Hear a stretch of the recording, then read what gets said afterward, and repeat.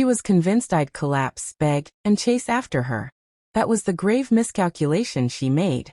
When she sneered and tossed out, "Fine, go ahead then, walk away," her eyes glittered with the smugness of someone sure they'd already won. In her mind, I'd come crawling back, broken, desperate, unable to function without her. But I didn't argue. I didn't plead. I quietly packed my belongings, shirts folded, shoes neatly lined up, every action deliberate, controlled. And then I walked out.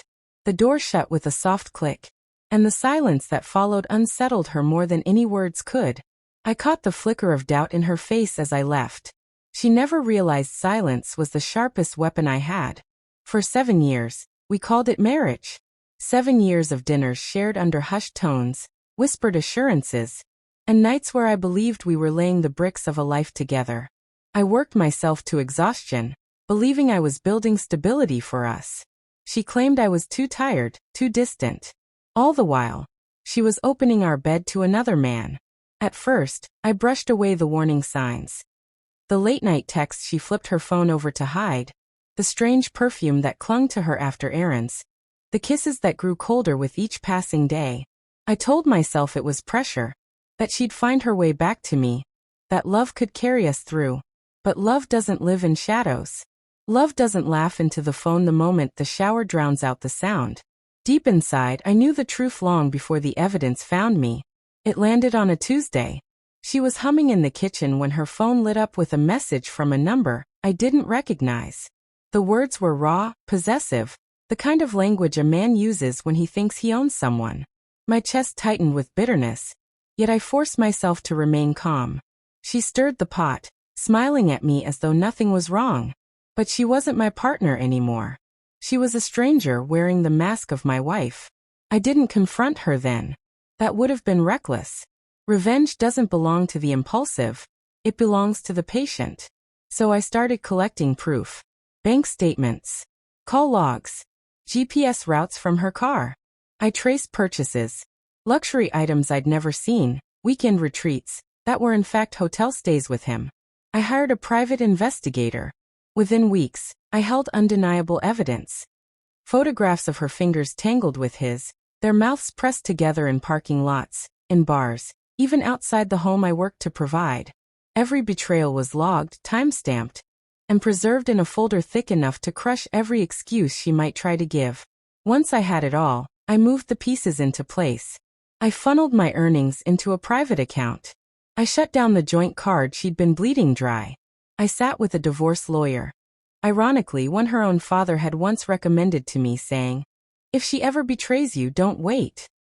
The irony wasn't lost on me. While she giggled with her lover, I was forging a blade made of legal documents, strategy, and resolve. And then the night came.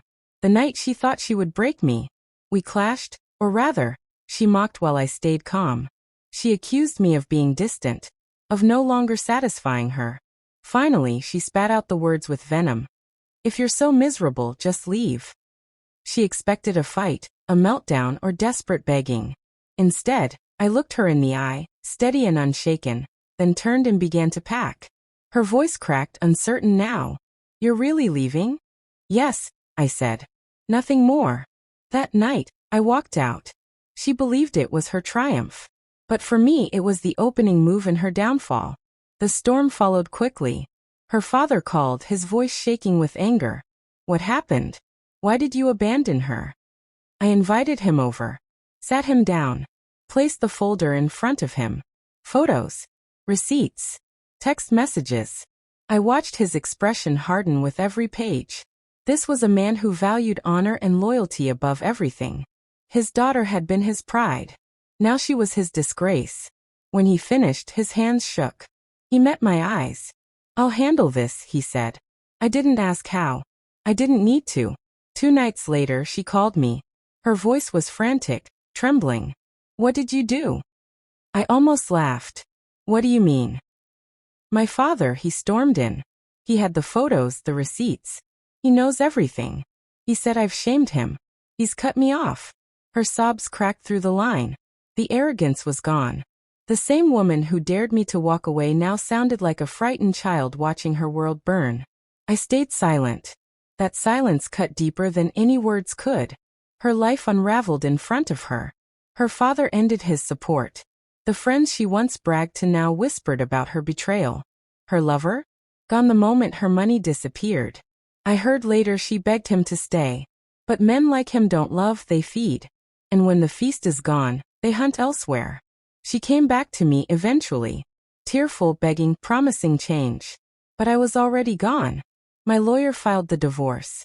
With proof of her betrayal, I kept the house, the savings, and even ironically, earned her father's respect. I can still picture her face the night her father stormed in, slamming the folder onto her table, bellowing, "Do you realize what he's done?" Not fear, not anger, but realization. The recognition that I wasn't the weak man she thought I was. While she was weaving her lies, I was building the noose. She expected me to beg. Instead, I let her destroy herself. Now, I sit in my home, at peace, rebuilt from the ashes she thought she left me in. Do I miss her? No. You can't miss a ghost. Do I regret it? Not for a second. She told me to leave, so I did. And in walking away, I set fire to the world she'd built. Betrayal taught me something. Silence carves deeper than screams. Patience cuts sharper than rage. And when vengeance finally comes, it doesn't need to roar. It only needs to whisper.